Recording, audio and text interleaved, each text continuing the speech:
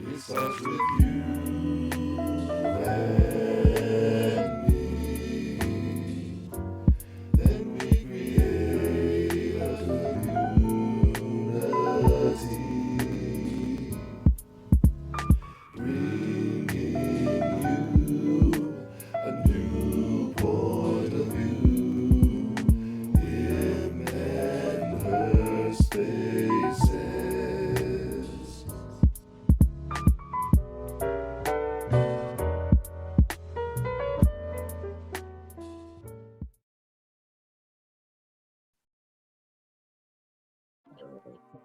What's going on, everybody? Welcome to another episode and the first episode of 2022 of Him and Her Talk Space.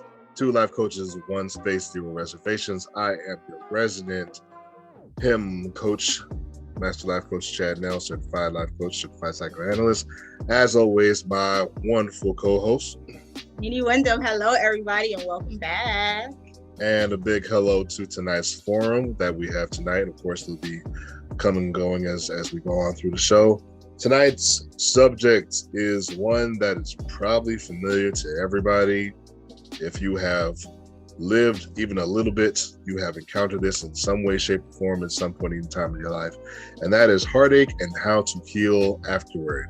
Now, of course, when most people talk about heartache, people are normally under the context of romantic, she left me, he left me, so on and so forth, this and the third. But we want to make sure that we have it in the broader context of any type of change or loss that you find to be unexpected, whether that's a friend of yours that's moving away, or an unexpected move, or an unexpected just change or occurrence in your life that can yield that level of response, to where you're feeling frantic or anxious over it, or saddened, or even angry or over it. So heartbreak in the broader context of it, of course. And so we'll be trying to touch on all of those tonight. So dang it, I should have had my show logged up. That's on me. Hold on. That's on me. I got it.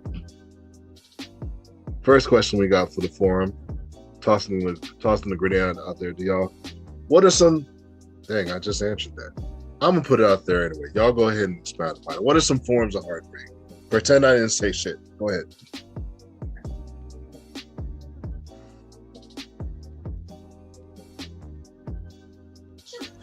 Well, I know one could be a divorce in the family. Well, divorce inside the family, or even with a divorce between a mom and a father with the child separation. Real talk. That's getting unique. Cookie, what you got? I read an article recently that talked about parental alienation and how a lot of people kind of like toss that to the side, and if a parent complained about that, it was kind of like minimized or dismissed as not like a great loss, but or sometimes it would be said that, well, your child is still living, they just don't talk to you. So I think parental alienation, although I've never experienced it, I don't even know anyone personally that has experienced it, but I could imagine that being like a significant loss. And the other one is loss of I feel like loss of a career. And I'll say that from a personal, standpoint, like when you've put a lot of time into something, and in your separation from that is not for a bad reason, but I don't think that it lessens the impact or the significance of the emotional, like the feelings behind having to let it go. So those would be the latter being something personal for me. Take that. I'll definitely take that. I'll throw two unique ones out there. Loss loss of a parent. Y'all know I lost my father at the beginning of November. That was a unique type of heartbreak. Wasn't expected. And then less than a month later, I lost my last surviving uncle, who just happened to be my favorite uncle. I know people say you ain't supposed to have favorites, but he was my favorite. And that one was a little more expected, but that was another different type of heartbreak. So stuff like that, yeah. And I can definitely add in, I guess it would be considered as a family member, but a lot of people don't see it as such. I would say loss of a pet, because that hurts. When you lose a pet, that real hurts. Talk. Yeah. That is a family member. Yeah. I don't care what you say. We ain't like certain people that we're not going to talk about who will be kissing up on their pets and stuff, but this is a family member. It's a family member for real. So yeah. So we even got loss of a friendship, when you like, especially friends that you've maybe had since elementary school, mm-hmm. And you guys lose contact, or whatever, stop talking for whatever reason, or just growing apart.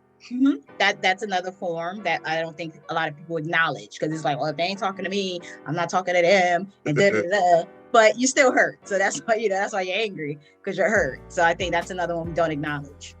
Good point. What about loss of a dream? Like, you know how you may have had like an expectation for yourself. Like, I don't know, you're young and you kind of feel like you're jiving, you got everything planned, and maybe, I don't know, like you meet someone and you have a kid or something like that. And, or you have to take care of an ailing parent or something like that. But you had these like huge expectations for your life and how you wanted it to be. And then you like wake up one day, you like, yo, what happened? Like none of that stuff panned out.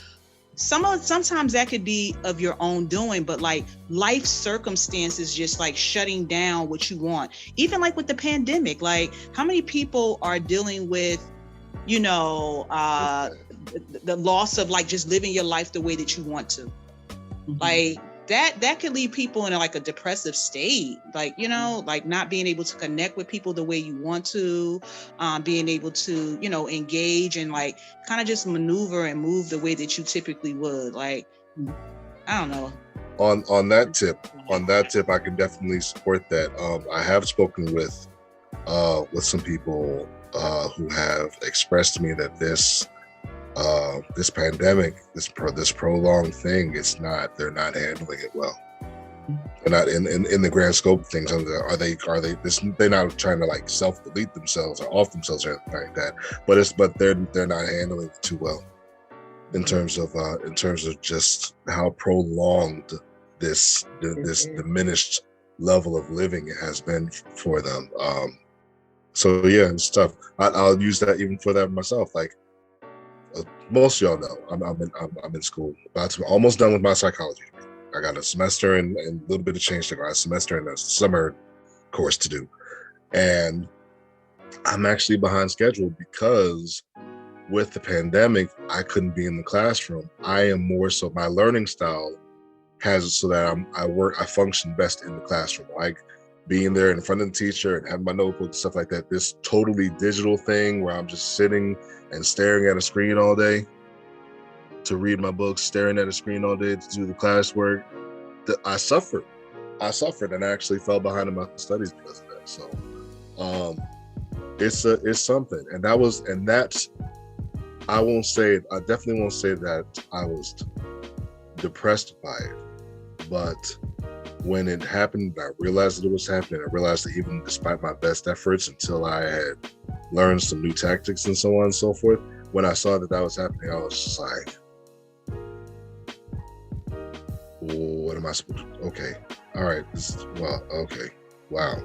And that hurt because I should have been done last summer. I should have been done last spring.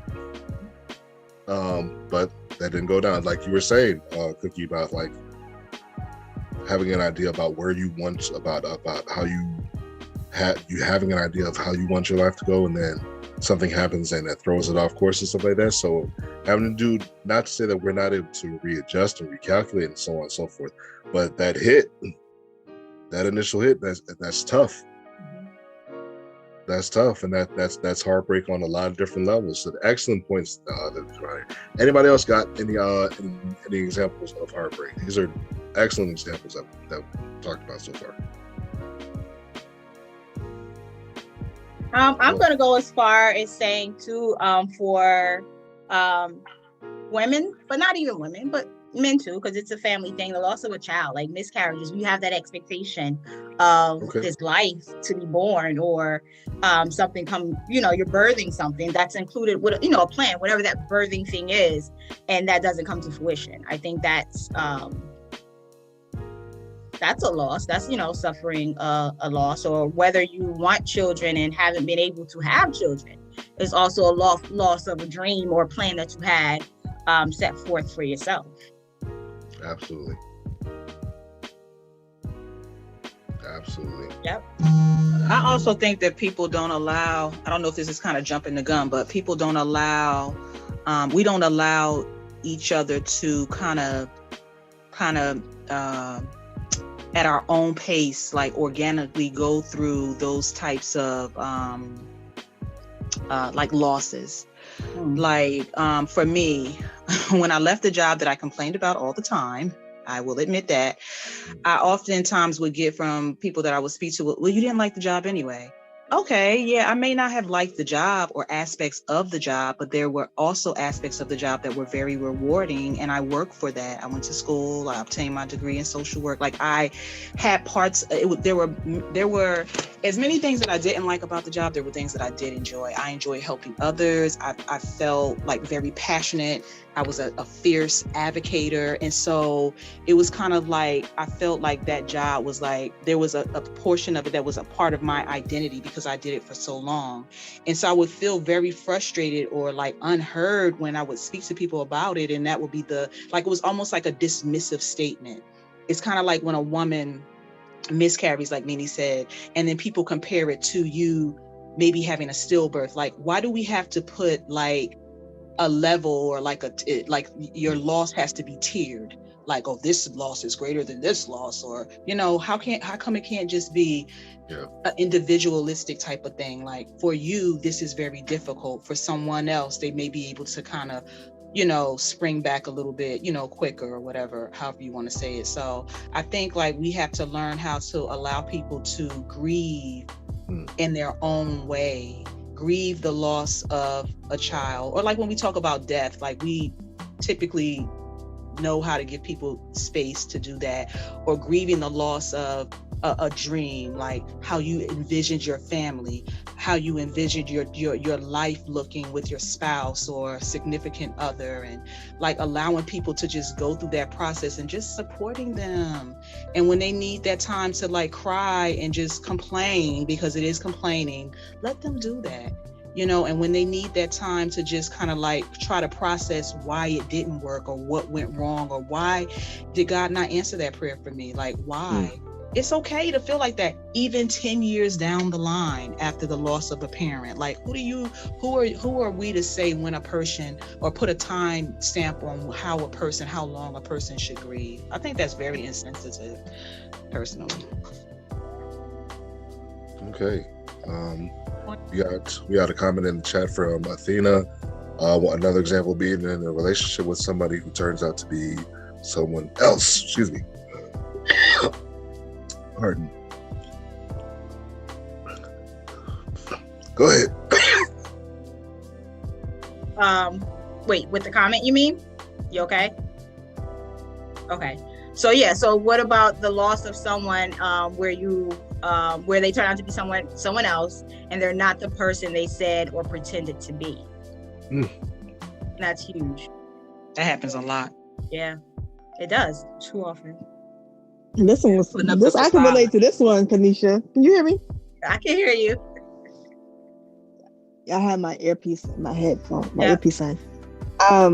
But yeah, this is I can relate to this one, and you probably remember when I had that experience with the job up North Jersey, and that supervisor that I had. I thought we had a pretty decent relationship, and then it turned out that she did some kind of sketchy things that made me realize that she wasn't the person that I thought she was. And that hurt my feelings a lot. So that one That's a tough one. That was a tough one.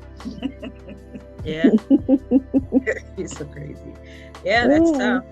Yeah. Go ahead, Tina. Are you gonna say something, Chad? I'm sorry. No, good. Oh, yep. Go ahead, Tina. Excuse my voice. What I was going to say is, when you initially get in a relationship and they don't turn out the way that they presented themselves, whether it's a job, a person, a relationship, or a friendship, people always present themselves as the interpreter at first. They want to present themselves the way they want you to see them, not what they really are. And I mean, I hate to say that, but you always got to have your guard up initially when you meet people until you really, really get to know them. Absolutely. People will always present their representative to you. Right. I think we all have fake friends, boyfriends that lived a whole different life, jobs where people you thought that they liked you, but at the end of the day, they didn't. But go ahead, Cookie. I'm sorry.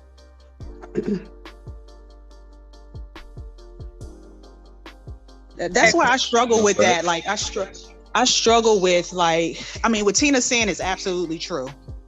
People will let you see who they want you to see. And you can't expect everybody to be like you. Like, I feel like I'm not a disingenuous person. I feel like what you see is what you get.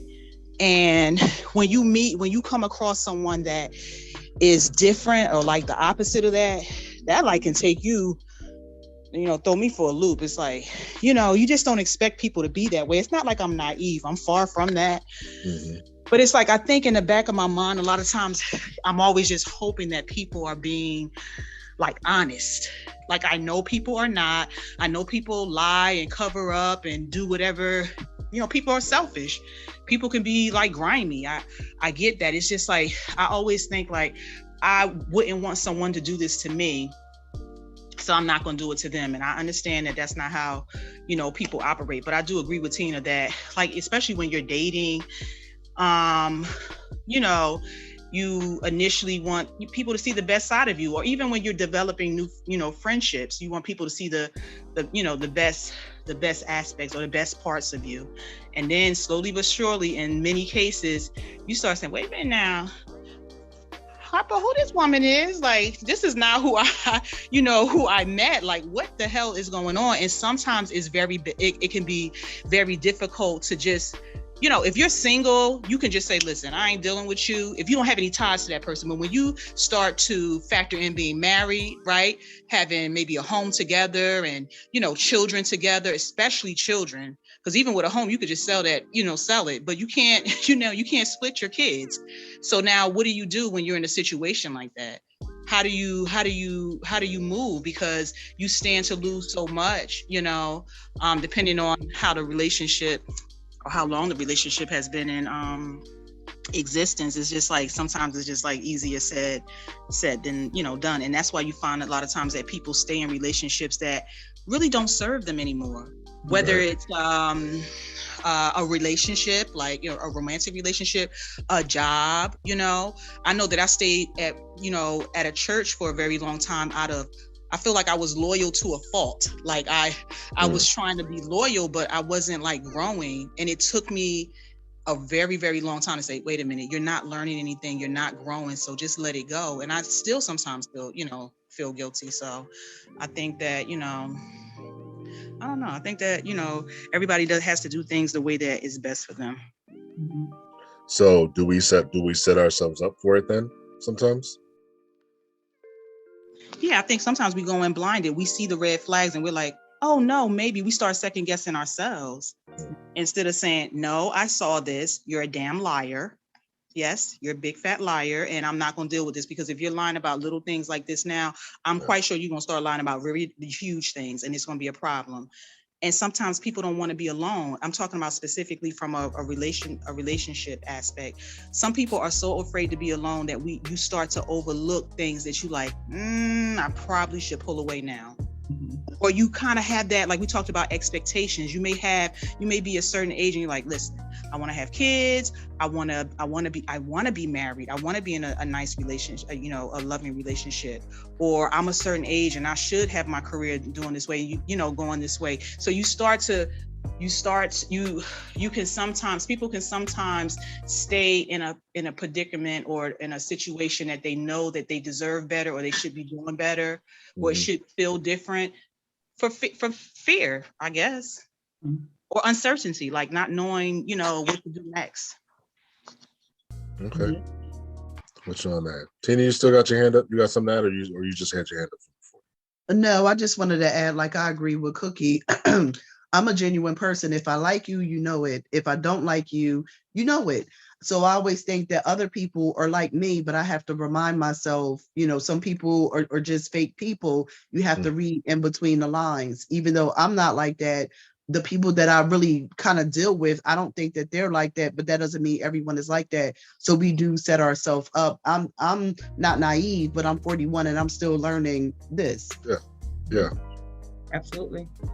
All right, cool.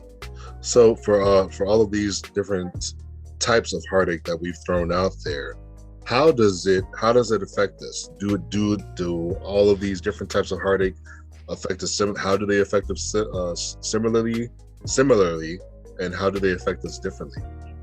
For all these different types that we've thrown out there, I feel like they affect us similarly, like with jobs, girlfriends, and with relationships. I feel like I know with me, I do it more so with girlfriends and jobs, not more so with men. That I can't quite explain yet.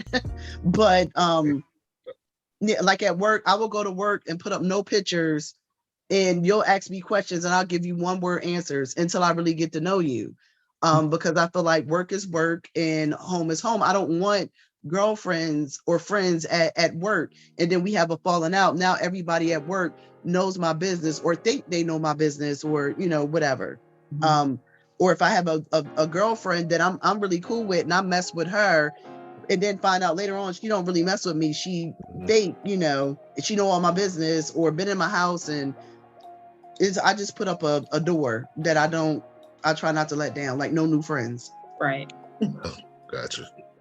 All right. Anybody else want to chime in, put their 2 cents in, how it affects us similarly or differently? I think it depends on.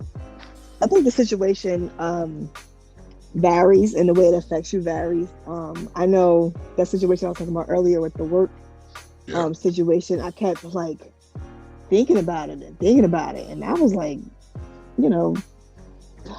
like stressed out over it. Whereas, like an intimate relationship would probably manifest different behaviors or stresses for me. I've had times when I've lost hair, I've lost weight. It just depends. Like when I lost my mom, that was a different way of it presented different. I think it depends on the investment that you put into certain relationships, the time that you put into certain relationships, the way you invested in it determines how you bounce back from it. Like one of the things I think Cookie had mentioned, that a type of heartbreak is like when it's a professional heartbreak. I didn't get a job that I had went out for most recently, and I actually cried for that. But I think the reason why I was more heartbroken is because I knew that there was no turning back from that outcome. Like I knew I would have to move forward in a certain way, and I kind of didn't like that because that's a position that I wanted for a really, really long time, like for years. And I didn't know if I would be able to secure or obtain that type of role moving forward. And I did actually, and I ended up in a better place. And I think for me that heartbreak was short-lived because it taught me lessons that I carry into this new position that I have now. And the players are no different. Like the players are different people, human beings, but the way they present themselves and some of their beliefs and the way they treat people and this and that are really not that different. But what I've learned is how to create certain boundaries. And I'm able to go into work and be happy every day because now I move a little bit differently. So I just think that, it just depends. Another example would be dealing with someone for so long in terms of an intimate relationship and then having it end. To me, that's taken me longer to heal from, but I feel like I can say, after it's been like 5 years now, almost 5 years, and I'm at a place where I feel like I'm not 100% the way I was prior to that person, but I am, feeling pretty good right now. So I feel like it took a while to get to this point. And then when I look back at pictures and things like that, I gained weight. I was looking just, aged and stressed out and stuff. And I feel like that was a result of that type of heartbreak. Yeah. Okay, gotcha. You got Keisha, then Tina, then Pascal.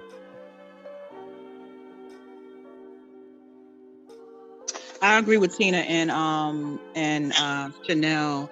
I think it depends on how significant the loss was, is for you. So like Chanel said, dealing with someone in a romantic way, and then having that relationship dissolve. It could take someone that long, whether you're married or not. Like, so even if you were married and you were betrayed by your significant other, whatever may have happened, it could be a mutual agreement to part ways or go a separate way. But once you've invested time, and especially like we've talked about before, being vulnerable, because in most romantic relationships, you're going to be vulnerable. So, like there's an emotional attachment to that person, even once you guys have decided that you're gonna, go your separate ways. And I think you asked the question about how would it show up in a person. It could be like Chanel said, like she was losing hair. Someone else could look at it like, girl, they ain't talking to you at work. Not that I feel this way, Nelly, but girl, they ain't talking to you at work, or they did this. Girl, you better, give them people your ASS to kiss. But maybe that's how you deal with it. Or you're you're trying to portray yourself as a person that's so strong and you're dealing with it, because holding stuff in and not really, expressing it is not a good thing either. I think people a lot of times attach your ability to kind of give people the cold shoulder or kind of ghost a situation like you're strong as being strong. And I think it's actually the opposite of that. Depending on the person. Some people have a very good way of just letting things go and letting it be what it is, like control the controllable, and others do not. That doesn't mean that one person is stronger or more equipped, in any way, or more skilled. It just means that you deal with things differently, period. So I think that it just depends on how significant the loss is. I've had, I've lost my father, and every time around, the anniversary of his death, I have to remind myself. And actually, my sister mentioned it to me earlier this week. She said, "Do you feel you're feeling a certain way because, of Daddy?" And I was like, "Oh no, I'm always talking about Daddy." And when I really sat back and thought about it, I was like, "That's what it is. That's what it is. It's like he's been, gone for how long?" And I can talk about my dad, and Chanel and I can sit on the phone and laugh and giggle about when he called her hair a crow's nest and all this stuff. We be bugging out laughing. But it gets to a point sometimes I'm like, why did my dad have to pass away? Like we had a great relationship. Like I miss him. I wish he could see my children. Like what would it be like? So I have to give myself a little bit of I guess grace and be kind to myself and say, that's okay. So you're just going to go through this for a little while, and then, you'll be back in the swing of things. So, that's how it is with loss. Yeah. Gotcha. All right, Tina, then Pascal. I just wanted to respond to Chanel when Chanel was saying that at this job, like she was really hurt with something that happened with a coworker or something that didn't turn out the way that was supposed to turn out. It's easier said than done, but the way I look at things, are they up at night thinking about you? Like, I understand you're worried, you may have your blood pressure may be raised, and I know people, you know, deal with things differently, but I doubt if you're at night worrying about me and what I'm doing. So, and you know, and it takes time, but eventually if you keep telling yourself they're not worrying about me and what I did, they have no, you know, regards of excuse me, of how they treated me, or you know, whatever happened. So why am I up at night with high blood pressure worrying about what they're doing? And then with death, I haven't had, luckily not yet, I haven't had anyone really, really close to me die yet, but I would try to think, how would that person want me to feel? Would that person want me to still, you know, be sad, or, you know, how would they want me to move on? Mm-hmm. Gotcha. Yep. All right. Pascal? Hi. Hi, can you hear me? Yes, you're good. hi. Oh, hi. I just got on. I was trying to download the link, but I just realized I did not have the Zoom app installed, so that's why I'm a little late. So, All right. yeah, I don't know. Grief is something that time just, I don't think there's any healing when it comes to grief. I think it's just, you know, when you lose somebody you love, and again, you know, grief can come in multiple forms. It doesn't have to be in death. It could be relationships. You know, a lot of people have a hard time moving forward. A lot of people have a lot of questions. They have a lot of doubts. Like I can only speak for myself. I'm a dweller, you know, especially when you feel like your life hasn't gotten easier and you're not coasting. You know, a lot of people, they're just pretty much, okay, going through the motions after something really harsh happens to them. And, you know, and people say, well, maybe you should try therapy. Maybe you should try different things. But no, it really boils down to that person. And I'm not going to, I'm not going to say therapy is a negative thing, but when somebody is grieving, it's like, to bring them out of that grieving, I don't know. It's just something that I don't see, because that day forever changed that person's life.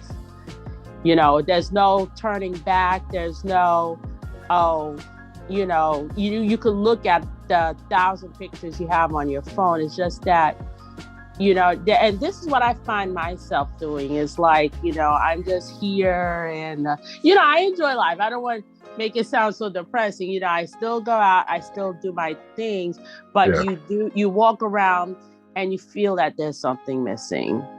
There's a void, there's an emptiness. And the same goes for, relationships, like a relationship that did not work out the way you thought it was going. Like when you put all your eggs, in one basket on a relationship, let's say you knew somebody for 20 years, and then you started dating, and then you're dating for a long time, and then sometimes people can be so in love that they don't see when the relationship is starting to go left. They keep making excuses. They're like, oh no, it's going to get better, because you don't want to believe what could be happening on the other side of the fence. So that's why when, that breakup does happen, it's a straight drop. There's no phases. It's just like, it just hits you like a ton of bricks. Now you don't know what to do. Now here you are, you spent 5, 6, 7 years with somebody, and now you're going to spend that time alone. You have to spend that time processing. You have to spend your time questioning things. That person might still be in contact with you, but it's on a different level, and it's not the level that you want to be in contact with that person. Mhm. You want the old. You don't want this. You know. So I mean, it's just a lot of phases. I mean, we're all human. I guess we all. Some people are stronger than others. I'm just not one of them. You know, I take a long time, if ever, before I finally like get over something. And pretty much that's all I have to say. All right, cool. Yeah, good. Thank you. Good point. Get that. Before we go to Chanel, what great thing that you said. I liked that you used at the beginning the term grieving. I know we said heartbreak as far as how we were framing the show, but it's good that you brought that point up as far as like there is some measure of grief that you encounter with this. There's a misalignment in expectations, or this, that, and the third, or somebody plumps you up saying that they'll be able to do this or not be able to do that, and then you get let down, or somebody that you really value, and then that value's gone by them, either by death or by removal, or either by y'all growing apart. And I like that you said that. I like that you used that actual word. I know we only typically use that word when we're talking about somebody transitioning, but heartache is grief. It on some way, shape, or form, and I'm glad that you used that point. Chanel, something else to follow up. No, I forgot what I was going to say. Okay, all right. Next portion. Since we really threw out a lot of really great points as far as what it is and how it affects us and so on and so forth. Next logical step. What are some ways that we can properly navigate this in all of its forms?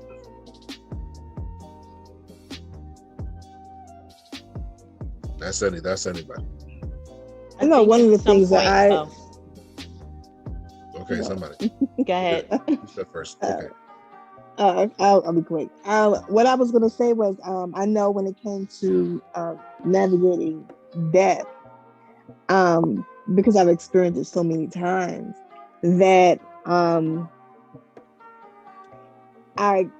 of the things that always helps me is just acknowledging that, I feel a certain way and allowing myself to feel that way. Uh-huh. And just going through the motions with it, and not trying to put myself on a time frame or whatever in terms of how long I sit in it.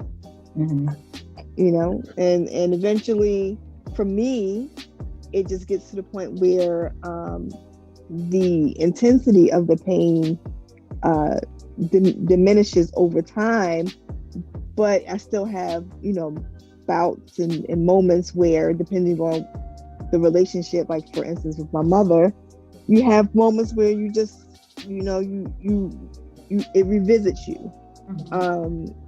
And one of the things I I'm trying to think, I can't remember when. I don't think this was during her loss. I think this was maybe during a different period of my life, but I had visualized that that type of feeling was a shadowy figure, and I actually in my mind was talking to it and said, listen, you can come visit, but you can't stay. Okay. And once I actually was visualizing that figure being there and then leaving out of my presence, so that it just made me feel like it was just a different way that I was experimenting with processing or dealing with what I was feeling at that time. So that was just one thing that had helped me. All right. Athena, and then Keisha. I was just going to say, it really depends on what exactly the situation is. But for me, like, in regards to like a romantic relationship, once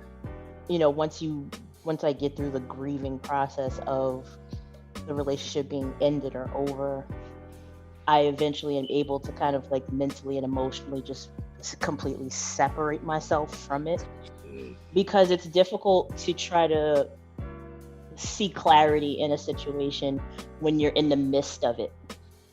You know what I mean? Good point. And so when you're finally able to actually step outside of it and actually look at it with like a clear, with clarity, and be like, oh wow, that's what that looks like from this side of it, and being able to actually process it from the logical and the rational side of it, and like real and recognize, and then actually also be able to dissect those situations that you experienced while you were in the midst of it that were actual signs that this thing was going in the direction that it was going in. You know what I mean? Because it's like we all, like for example, like when you're in a relationship with someone and the relationship starts failing, whether you're drifting apart, whatever the circumstance is that's causing the relationship to separate, and you know, we all have that gut feeling, but you kind of like, you don't listen to your gut. And so you're just kind of like, nah, that's not what's happening, because you're doubting it. You're not listening to yourself. You're not trusting yourself.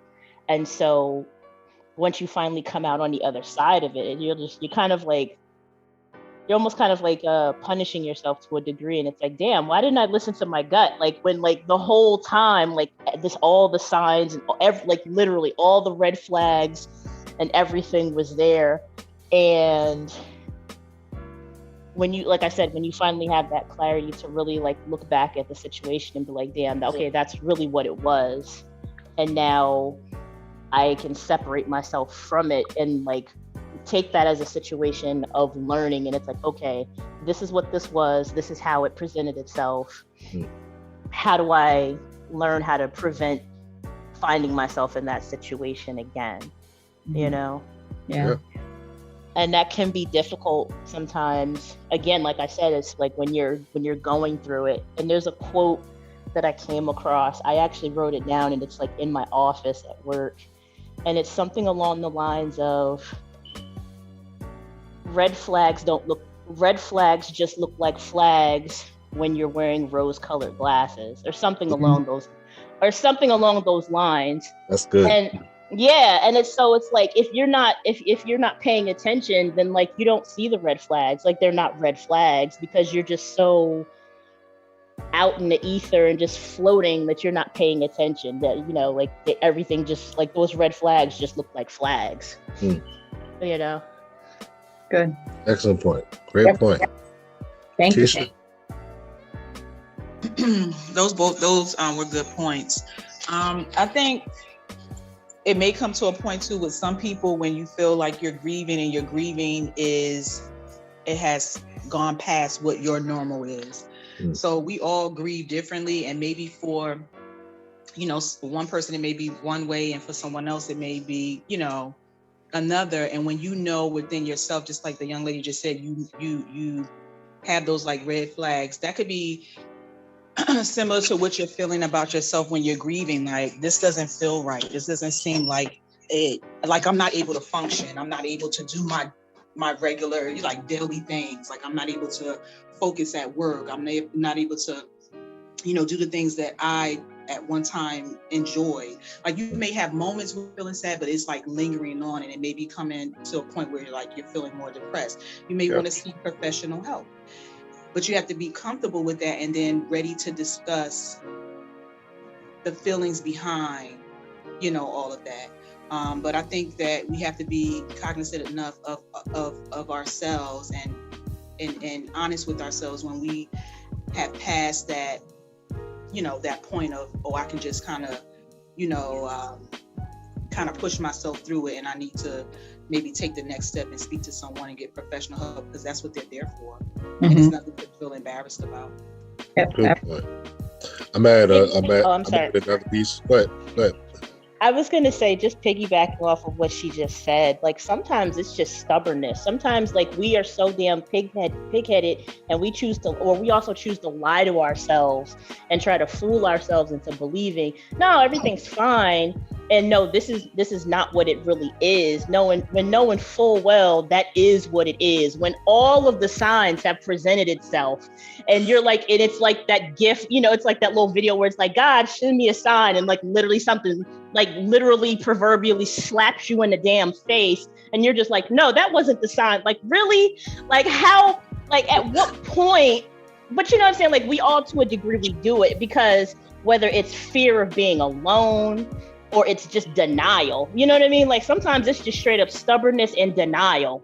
You know what I mean? It's like, no, I'm going to make this work because I'm going to make it work. And it's like, girl, no, it's not going to work because it's not meant to work. Like, sometimes things just aren't meant to work out because that's how it's working. You know what I mean? And yeah, like, I feel like that's also a part of it. Like I said, like, sometimes we just lie to ourselves, and we're just stubborn, and we don't want to give up, because if we give up, then like in some way we've internalized that as being a failure and that being a reflection of ourselves. And that's not necessarily always the case. You know what I mean? Like, it's not a knock against you if this didn't work out. Like, that doesn't mean you're a failure. That means that this one particular thing or this particular relationship just didn't work. Mm-hmm. You know what I mean? Yeah. Right. I do have a small clip that I wanted to share as part of this segment. This is coming from a young man who's he's a fitness trainer and so on and so forth. He's a physical trainer, and he also does commentaries on YouTube. And he spoke. I saw this, and he spoke of kind of like his post-heartbreak navigation, and I'm gonna share it real quick for you guys. Make sure that my sound is on. Yes. Okay, so this is a young man. This is what is his name? I'm gonna find it. Anyway, his page is called Self-Developed. You can see here. But listen to what he says about what happened here. And maybe by seeing this individual, whether or not I knew it, I saw that life, that creativity, and I became in love with that. And what happened is as she left that with me. And I've carried that into my life and my business to the day I die. And I could not be more thankful for that. And I truly believe that no one else could truly teach me that gift like she could. So if you guys are going through a relationship or are maybe heartbroken yourselves, try to look for the gift of what that person gave you or what they taught you. Because I guarantee you, if you were so emotionally attached or enthralled with this person, there was something deeper than just that person. There was something you were seeing. Maybe you consciously didn't know it, but there was something. And I think that's what you fell in love with.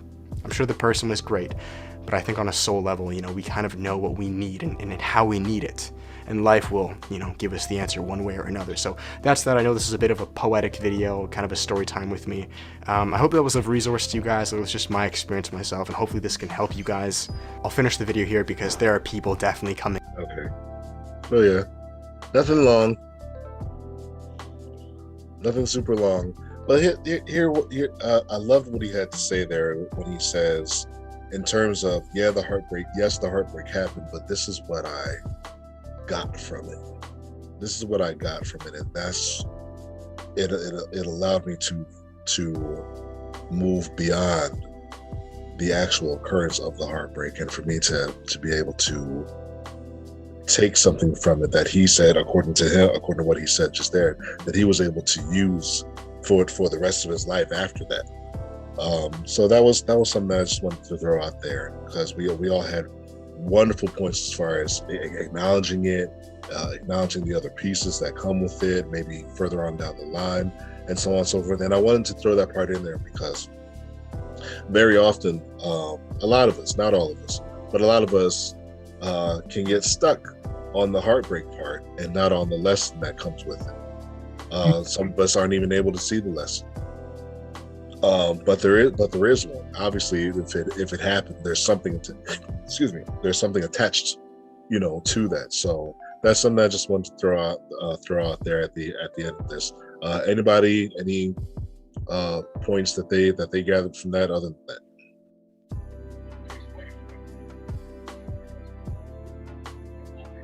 I actually have a question though that I want to toss in before we actually end.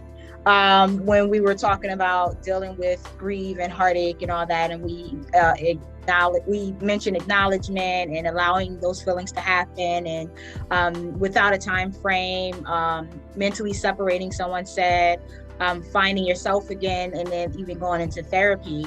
My question is, so an assumption that those steps or those things that we go through and we process, and how we process that grief are for relationships that for the most part were seemingly happy, and just, the person either left, walked away, or passed away. Are those actions different if that was a toxic relationship? So whether it was a toxic relationship with the intimate partner, whether it's a toxic relationship with your parent, whether it's a toxic relationship with your job, are those the same steps that happen, or the same process, or does that look different based on the healthiness of the relationship or the toxicity of the relationship? Go ahead, Pascal. I think people somehow get used to the toxicity. It becomes the norm for them. So they don't know if they've never known what a healthy relationship is, and they enter a toxic situation, that's all they know. That's like their bar or their guidelines. And what a lot of people end up doing in a toxic relationship, sometimes it's one or the other, or both people are toxic. Mm-hmm. You will find that there's that one person who feels like, I need to help him or her. And they keep sinking deeper and deeper in their quest to help that person do better, be better. They're now being sucked in, and they don't know how to get out. So they become a part of that toxicity. And I'm telling you, toxic is contagious, because you leave. When you do end up leaving that relationship, whether it's a parent-child or a lover's relationship, you leave with being toxic your damn self to the next person. And that is the hardest thing to shake off, because, that's a level of, that's a different kind of pain. It's like, okay, there's phases that you go. There's that guilt phase. They're like, oh, I couldn't make him work. I wasn't good enough. I gave it everything I had, not seeing that the person you were with, or the person you were dealing with, was already broken before you got there. And a lot of people are not able to see that. You better run for the hills. The moment you start something doesn't feel right, the moment, just any type of moment that doesn't seem like a positive moment, doesn't put a smile on your face. It's always, tribulation, turbulence. There's never a moment of peace. You have to leave. It doesn't make sense for you to stay. You could love that person from a distance. But and a lot of people, just get caught up, and then, and the pain that they endure when they leave, it's like a chain reaction. Now you're going to the next person, and that person you end up being with could be a good, genuine person, but you're stuck in what you just left, and you won't be able to see that.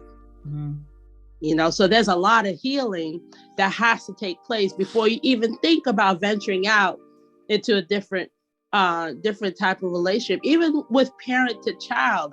I think that's that's one of the toughest toxic relationships, because when your boyfriend and girlfriend or husband and wife, you can walk away, but when it's your parent, you can't, we all have a guilt thing when it comes to our parents. We can't exactly cut ties with the person who gave us birth.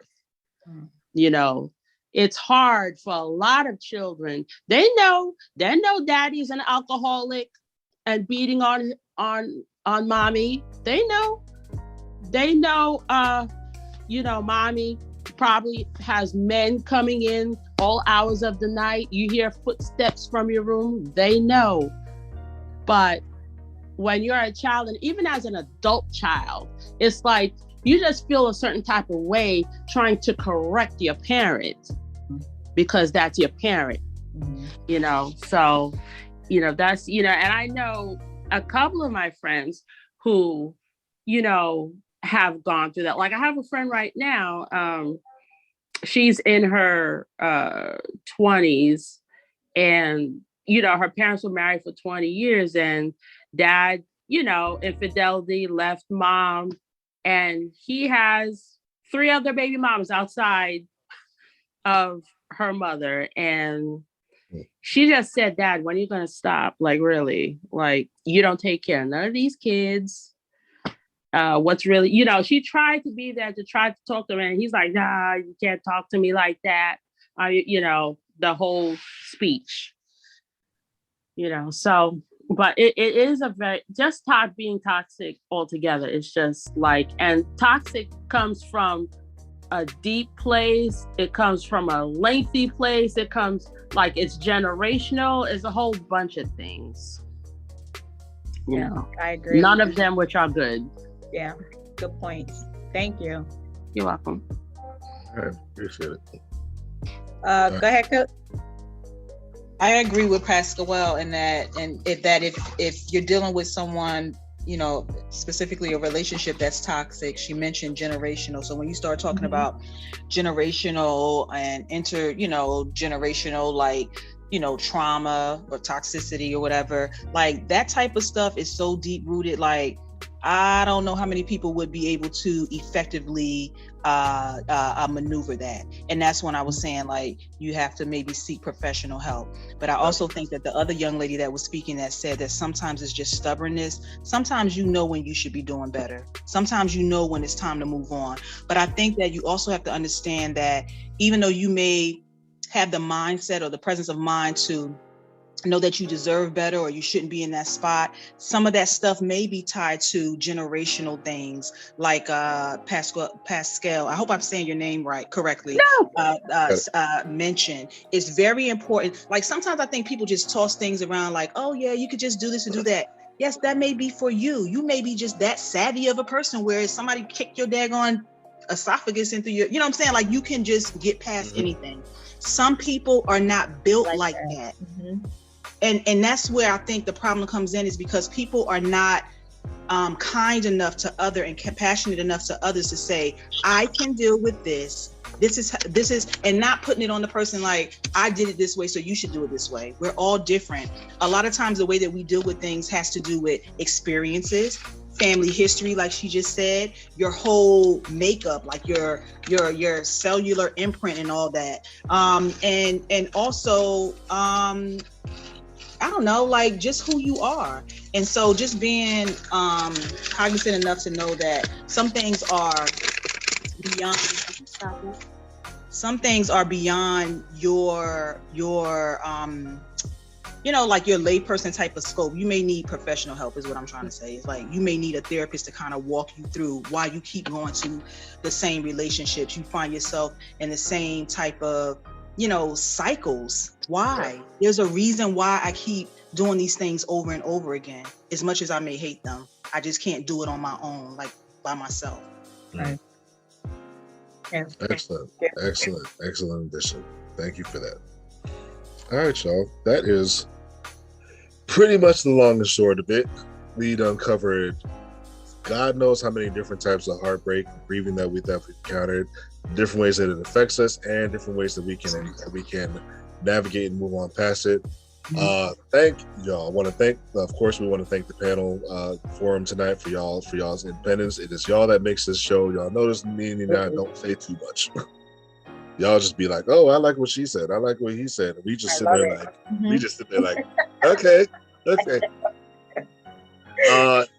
As as always, you guys, if you have any stories that you want to share by us, any articles that you want us to respond or react to, any stories that you want us to give our two cents on, as far as from a life coaching perspective, any advice that you want to ask for, you can always reach out to us at himherspaces@gmail.com. I will put the email in the chat space. I don't know why I never get this set up beforehand, but because I type slow as hell. Anyway, there you go. Next week, something kind of sort of related and getting closer to the end of this whole relationship arc that we've been on. Falling in love versus growing in love. What's the difference? All right, that's gonna be next week. Tell your friends, tell your families, tell your foes. Come on through, join the conversation, be part of it, contribute to this space, and hopefully, as we always try to do, have you guys walk away with a little better understanding so that your quality of life becomes better and you're able to share that with others and give them permission to do the same.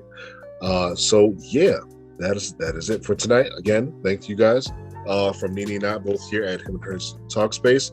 Happy New Year to y'all. Thanks for coming in to the first show of the year and everything like that. And until next week, Him and Her Talk Space, we have 2 coaches, 1 space, and 0 reservation.